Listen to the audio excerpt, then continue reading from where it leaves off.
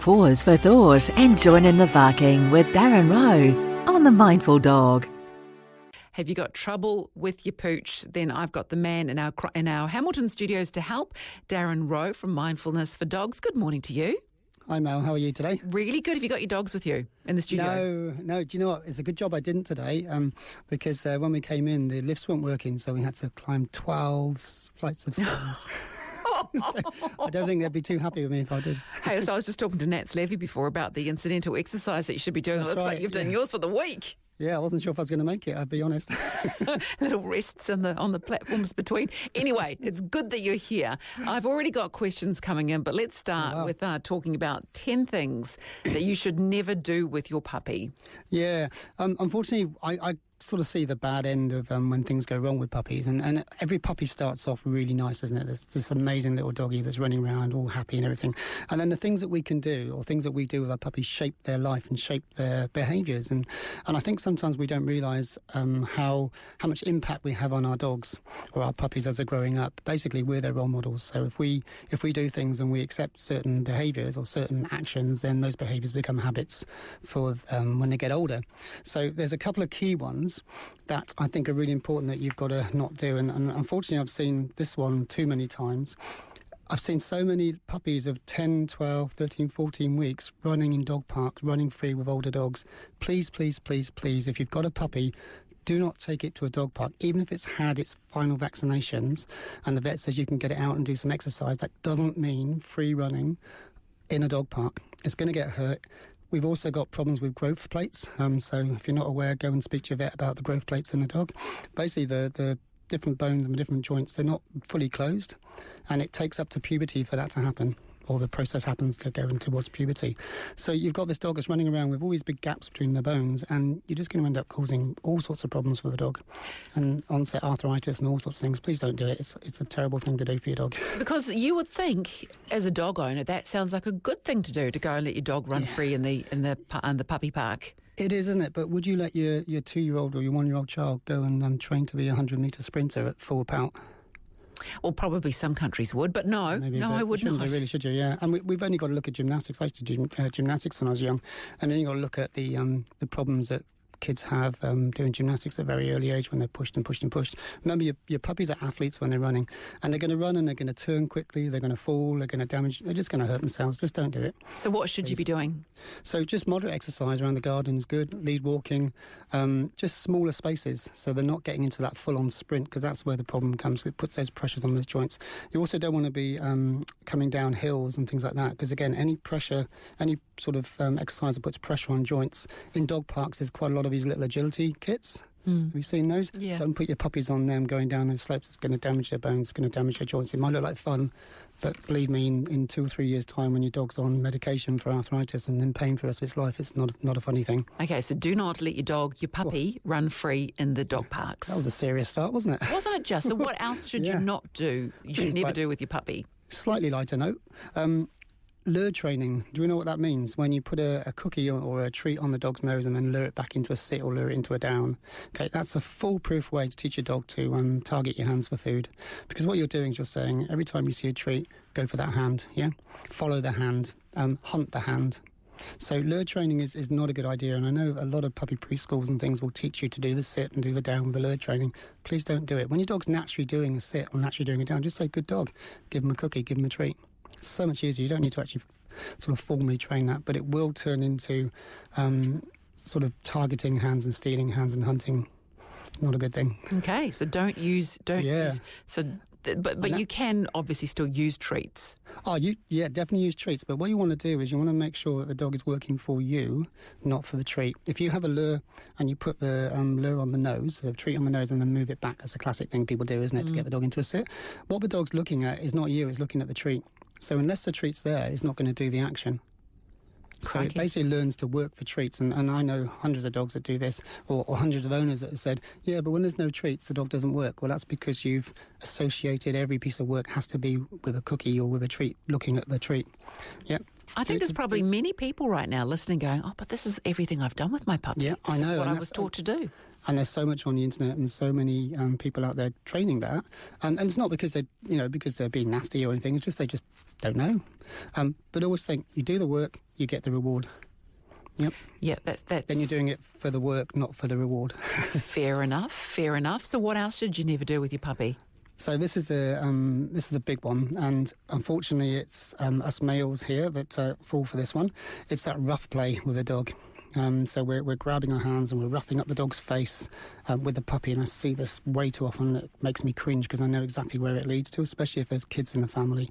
Once we start roughing that face up and pulling the ears, and I'm not saying desensitizing, where we're just sort of getting the dog used to being touched on the face, that's different, but really hard sort of play. And the little bully dogs, the staffies and things like that, we quite often see that with that. What we're doing is they get annoyed and they'll end up targeting your hands and trying to bite your hands to get them away, and we think it's really cute. But actually what we're teaching the dog is every time a hand goes anywhere near your head, you can bite it. So if you've got kids, that's a no-no, isn't it? And I have this discussion quite often with the man in the house because I think it's really good fun. But actually, you're teaching your dog to bite your kids, and then your kids are going to get sore, going to get hurt, and then your dog's going to be put down. So please don't do that. Okay, so no playing rough with your puppy by roughing up their face and their hands. Another no-no. All the parts of the body, other parts, yep, free rein, but not that face. What else should we never do with our puppy? Gosh. So it's number 4. So never tell your puppy off. This is a bizarre one, isn't it? Your puppy's really naughty, but don't tell it off. Don't say no. Don't say aha. It has no concept of that thing. The only way you could ever make a puppy understand what the word no means would be to pair it with something really bad, and I mean extremely bad, right? And that's certainly nothing you should do with a small puppy. I'm a positive trainer. We like to think that most people are. So you don't want to go hitting your puppy, because that's the only way you could associate those words with that. It has to be with a pain. Please don't do that. So all you're doing when you're saying no and aha and get off and all those kind of things is you're actually just rewarding that behaviour. You're validating that behaviour because it's getting attention. And what's the dog doing it for? To get attention. So if it jumps up on you and you go, get off, you're giving it attention. So it goes, oh, every time I jump off, I get told to get off, but I get attention. I'm happy. I'll keep doing it. So what should you do then? So, like all things, ignore the bad, promote the good. So when your dog's jumping up, and because it's a puppy, it's only going to be small, isn't it? But your puppy's jumping up on you, totally ignore them. Don't look at them, don't talk to them, don't treat them, don't touch them, don't do anything, okay? But the second they jump off, what a good dog. Oh, you're such a cool dog, and over the top. Of course, they're going to jump straight back up you, but that's an opportunity then to retrain it again, isn't it? If you do that for a couple of weeks, honestly, your dog's never going to jump all over you. You have to get the whole family on board with this, don't you, though? Because if you've got people giving mixed messages, it's just going to confuse your dog. And that's the problem, isn't it? The whole communication, that clear line of communication from everybody and consistency. What I would do is, if I've got a puppy, the first thing I do is get a book and write down what are my rules, and then have a family consult and say, right, what's everyone else's rules, and come up with the definitive set of rules for your puppy, where it's going to go, what it's going to do, what you expect from it. And that way everyone's singing off the same song sheet. The puppy rule book, that makes perfect sense, actually. Yeah. That sounds like a title for an author's book, doesn't it? Doesn't it just? Can we I should write that down. Claims on that and say, here we go, we'll make some cash money out of that one. I think so, yeah. If you have a question for Darren Rowe, our dog behaviourist, then you can get it into us right now. 0800 844 747 is a number, 3920 is a text. Back in just a tick, talking more about the things you should never do, the 10 things you should never do with your puppy. And I think we're going to get to a couple of these questions too, right here on the Sunday Cafe. Saturdays from 10 a.m. It's Carly Flynn with Weekend Life. Books, home styling, food and nutrition, and much more. It's a perfect fit for your Saturday morning. Weekend Life with Carly Flynn. Saturday mornings from 10 a.m. on Magic Talk. Relax and unwind, but stay informed. It's the Sunday Cafe on Magic Talk. Welcome back. Sorry, just had a massive bite of my banana then. Didn't realise that was going to be such a short little trailer. If you have a question for Darren Rowe, animal behaviourist, 0800 844 747 3920 is the text. Now, Darren, I do have a couple of questions in here already. So let's have a look at this one. We have a 14-month-old boxer, and we recently took him to a new doggy daycare, and they told me, although he is well-mannered, he is boisterous. Is this normal for a boxer or something that we need to look into? Short answer, yes. Boxers are very boisterous dogs, and it could be, you might want to have a chat with doggy daycare because it might be just the dogs that he's mixing with on that day. And 14 months, if he's neutered or not neutered, you're going to have that whole testosterone sort of issue in there. Just be careful whether the word boisterous, whether doggy daycare is being nice, and that's actually meaning quite aggressive. So you want to be watching that and making sure that they're boisterous is just play. You might think about changing the day, because it might just be that the dogs on that day can't deal with him, but dogs on another day can. But possibly something we should be thinking about, but I wouldn't worry too much, because boxers are quite in your face when they play. It's just if he's doing it to a nice little tiny small dog, then they're probably not going to like it. Yeah, okay. Our 2-year-old dog pines and gets anxious when either of us is away. He just sits and looks out the window. What can we do? Okay, so that's quite a serious issue.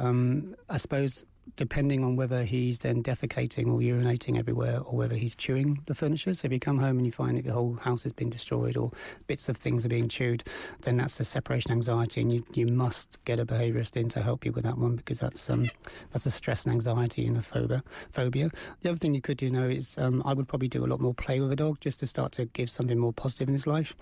If you play with your puppy just before, like Tuggy, and we talked about Tuggy last week, if you play Tuggy before you leave, then you're going to leave him with something positive, and he's going to start to associate you leaving with a positive thing, and that will start to change the way he feels about you leaving, especially if you come back and then play with him again. He's going to be just desperately waiting for you to come back to play. So that might be something to do there. Okay. Another question. Yeah. I've got a 2-year-old Foxy, just wondering, if she's asleep on the lounge, do you start playing with her or just leave her alone? I would leave her alone, personally, if you're sleeping. Most dogs sleep for a reason, because they're quite tired, or they're just lazy. Well, I just imagine how I would feel if somebody woke up jumping on me wanting to play. I would be probably not the most enthusiastic. Do you know what one of the biggest reasons why people get bitten by dogs is? What's that? They wake them up. Well, it's probably, I can understand that. Yeah. So when they're sleeping, they could be dreaming about fighting and all sorts of things, and then suddenly your hands go near them. So yeah, I would just leave. What's that saying? Let sleeping dogs lie? There's obviously a reason for that, isn't there, I think? Yeah, it makes perfect sense. Here we go, another one. We have a 6-year-old Shih Tzu, Jack Russell, who's just started to pee inside. He has access to outside, and even if he's just been out, sometimes he would still do it. He tends to do it on our carpet steps, but won't do it in front of us. Do you have any suggestions, please? That's from Christy. Right, so that's probably, and I'm taking a big gamble here, but I'm guessing he was probably told off for peeing when he was younger. And the reason I say that is because you say he won't do it in front of them, and that's a classic sign when you say no, stop that sort of thing. They get quite sneaky and they won't do it in front of you, but they will when you're not there. But he's 6 years old, and if he's not had problems like this before, I would probably take him to see a vet and get him checked out, because it could, around that age, there's all sorts of things that could happen with these smaller dogs that could be affecting the toilet training. If you got that checked out, then I'd go back to crate training and teaching him and reminding him. But it might just be that it's cold and wet and he just doesn't want to go outside. Normally that's more the girls, but it could be that. Yeah, well, I can understand that. When I look at dogs, having to crouch down on the cold grass or the frosty grass, I can fully understand why they do what they do. Not that we want them to. Let's go back to the 10 things you should never do with your puppy, though, because this leads us nicely into number 5. You should never use puppy pads to toilet train. Yeah, so I think it's one of those things, isn't it? We have puppy pads so that we don't get toilet pee and stuff on carpets and things. But if you arrange your puppy's environment properly, so they're on a harder floor or a plastic floor, then you can just clean it up really quickly.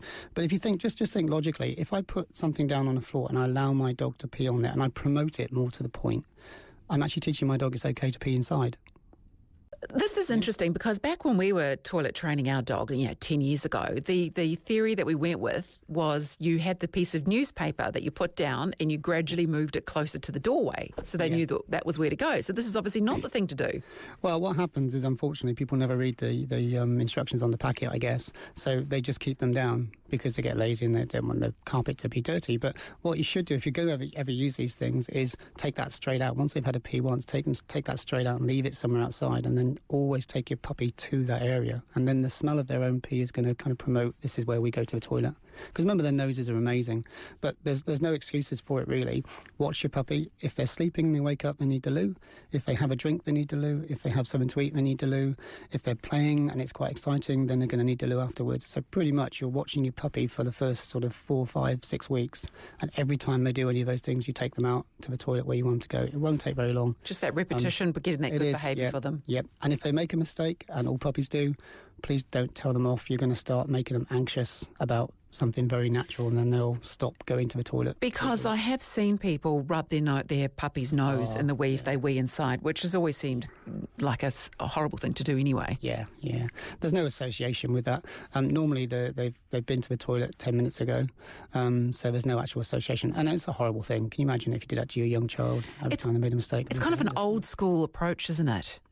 Well, you'd think so, but I still hear stories about it. And whacking them on the nose of a newspaper when they do it. I've heard that quite recently. It's like, whoa. We think the world has progressed, but it hasn't really. So it's not really going to help you. Okay, so what's number 6 on the list of things you should never do with your puppy? Right, so number 6 is a bit of a difficult one for people to get their head around. And I'm going to use a little story. So I used to be a primary school teacher, and my first year of a primary school teacher, I fell into the thing where I let the kids do what they wanted, because I wasn't a very good teacher, I guess. And I didn't have all those boundaries for the kids. I thought, no, I'll let them choose the right behaviours. And what happened was, by the second term, it was chaos, absolute chaos. There were only 7-year-olds, and you can imagine 37-year-olds running around, total chaos. So I had to then rein it right back in, and I had all my seats in a line then, like the old-fashioned Victorian teaching, and I was really strict. They couldn't breathe, these poor kids, right, because I just couldn't control them. And it was really hard. Of course, they rebelled because they had the whole world, and then they were suddenly restricted. So the next year, I set my boundaries quite clearly, and then we got on really well, and then slowly eased those boundaries for the kids, and then they got better. You know, we had a really good relationship. So with the puppy, you think about what we do there. We let the puppy have the whole house, and then they go and chew the furniture, they pee in the corner, they steal your slippers, all of these behaviours that they're allowed to do because, you know, there's no check, there's no boundaries. And then we get upset, and then we say, right, we're crating them, and we stick them in a crate all day. And then they get upset and they scream. So what we want to do is set up a little area for the puppy, first of all. So we have a little pen and a crate, and we give them the very small area so they get used to that and they don't get overwhelmed by the whole experience. Then we slowly extend that area as they get older. So when their brain develops and their maturity happens, they get a little bit more and a little bit more. Same for the garage. It means they don't get overwhelmed. They don't learn bad behaviours because they don't experience them. So much easier. Do not give your puppy the freedom of the house or the garden from the beginning, because it's just going to end in tears. And again, you wouldn't let your 2-year-old run around for the whole house, would you? No, you would not. Area. It's a very valid point. Exactly the same. Another question in for you. If you do have a question for Darren Rowe, then you can get it into us on 3920. That's a text. Or call 0800 844 747. Got about another 7 minutes or so of questions and talking about what you should not do with your puppy. A question in, I've got a short-haired Chinese Golden Husky Doodle Retriever. Oh, my gosh. A Chinese Golden Husky Doodle Retriever. Be quite a cool-looking dog, wouldn't it? When I tell him to sit, he barks, and when I tell him to stand, he rolls over. What can I do? He doesn't seem to listen. Is it maybe that he's deaf? No, so he does listen. He's listening really, really well. But what's happening is your communication's not very clear. So he'll have associated things. So I guarantee the first time, I think he said sit and he barks, yeah? The first time he sat, he barked, and you went, oh, good boy, because he sat. And what he's done is associated those two behaviours together. So he thinks that when you say the word sit, it means bark. Mm-hmm. Yeah. The rollover, I'm not sure, what was the rollover one again? When I tell him to stand, he rolls over. Okay, stand is quite a hard one, actually, to teach a dog. And again, it will just be down to that miscommunication. You would have rewarded at the wrong time, or he would have associated whatever he was doing at the time with that word. So just go back to basic. I'd probably change the word, and I would, every time he's standing, I'd just say, I can't think of another word for stand, but every time he's standing, I would just say the word stand or something like that. Or up. Yep, up's a good one. Yep.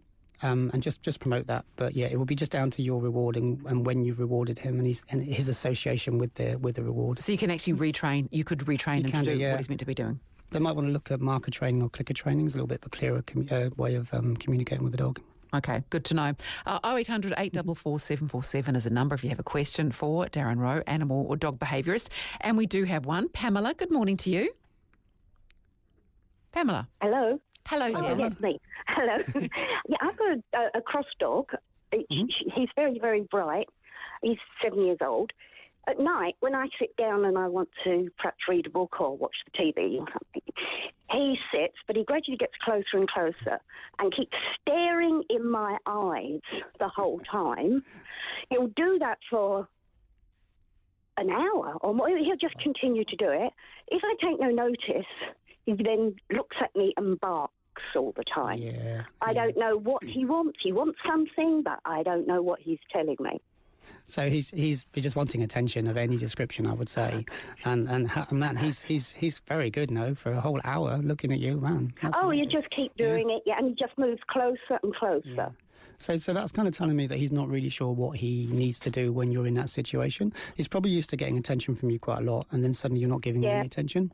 So he's like, well, what's going on? And he might, I can't see the dog, obviously, but his ears might be dropping back, and he might actually be a little bit anxious about this whole experience because you're ignoring him, and that's not normal.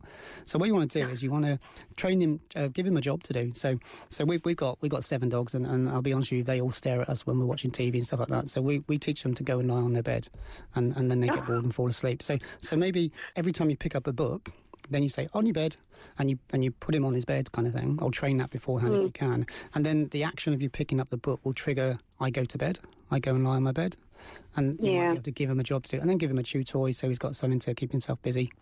Because there's nothing worse than a dog just staring at you is quite bizarre. Well, yeah, I know. I'm trying to work out what he wants all the time. The one thing, if you don't want that behaviour, the one thing you don't want to do is talk to him and tell him off or anything, or throw him a treat. No, I don't tell him off. Sometimes I touch him and stroke him, but he doesn't want that. He doesn't want me touching him. But you're still rewarding the behaviour. Yeah, you're still, just be careful because you're still rewarding that behaviour when you do that. I am. So that's probably why I'll try what you've said. I'll make him go on his bed. Yeah, give him a job. Thank you and then very praise much. that loads. Yeah. That's good. Hey, good luck, Pamela. I hope that works out for you. Now, we've got a few more minutes, just a couple more minutes. Let's fly through some more of these 10 things that you should never do with your puppy. We're up to number 7. We are, and we really will fly. So, just out there for kiddies out there, puppies are not teddy bears, okay? If you pick up a puppy and you treat them like a teddy bear, they will bite you. Okay, so if you want to hold a teddy bear and swing them around and squeeze them, get a teddy bear, not a dog. That's the first important one, yeah. Right. Really important, definitely. They'll get frustrated when they're being held and they'll want to get out, and then you'll get bitten, and then your kids won't like the dogs, which is not a good thing, is it? No. On that note, then, we'll jump ahead a little bit. I quite often hear parents say they get a dog for their children. Please don't get a dog for your children, get a dog for you, because you're the one that needs to train them, because you're the adult. And puppies can't be trained by children because it's just like puppies being trained by puppies. Okay? You'll end up with missing all of those key moments and key times when a puppy needs to learn, and it'll be too late by then, and then you'll have a dog that's anxious, aggressive, blah, blah, blah. Yeah, not good. This is a big one. If you've got other dogs at home, do not let your puppy play unattended with your older dogs, no matter how good they are, because they are likely to get hurt because they'll play too boisterous. And if you think about that boxer, 14-month-old boxer, if he was playing with a puppy there, it'll be too much for the puppy. Then the puppy might get hurt. The puppy might get scared, more importantly. And if you've got an older dog, and we're talking sort of 8, 9, 10 sort of thing, then puppies are bullies. They want attention all the time. So they'll be jumping on the older dog, and the older dog will get really annoyed with it. And it may not be in a situation because it might be in pain where it can deal with it, or it might be in a situation where it can deal with it really well and it'll just bite the puppy. Okay, so have that pen and crate idea so that your dogs can get to know the puppies and the puppy can get to know the dogs in a nice way, and then slowly introduce the older dogs in a controlled way. But if we've still got time, Mel, the most important thing, number 10, is do not ever underestimate the importance of socialisation in that first 16 to 18 weeks or 20 weeks, okay? It sets your puppy up for life. And when I say socialisation, I don't just mean playing with other dogs and other puppies. And definitely if you play with dogs in the family, or meet other dogs in the family, that's not socialisation, okay? That's like brothers and sisters playing, and brothers and sisters play a lot harder than they do if it was an outside person, yeah? It's about experiencing new people, new things, new animals, basically experiencing the whole world in a positive way, and that's the most important thing. It's not about whether they're just experiencing it. I'm taking them down the road and walking down the road with them. It's about, is it a positive experience? Because if it's not, you're going to end up with a dog that just grows and becomes anxious of the whole world. Right, so get them to like people in high-vis vests, because most dogs seem to have a real issue with that. Yeah, and how do you do that? How? You just associate it with something positive. And for your dog, that might be treats, it might be a toy play, it might be your voice. So something positive, they see something they're a bit scared of, and then give them something positive so they can associate it with what they're seeing. Excellent. Hey, thank you for your time this morning, Darren, and I'm glad we got through all of that, because so am I. I think there's a lot of people now going, man, I've been doing it all wrong. Back to square one. If you've missed any of that, I do, on my Facebook page, I've written a little blog that goes through this all again, so you can catch up with that again. Yeah, good times. Hey, thank you so much, Darren. Absolute pleasure to have you as always. And remember, you can go and follow Darren, a dog behaviourist, on Facebook, Mindfulness for Dogs, or on the website as well. You can get more intel about your puppy. You've been listening to Darren Rowe on The Mindful Dog, giving our canine friends a voice throughout the world. To find out more about what we do, visit our website at www.mindfulnessfordogs.com.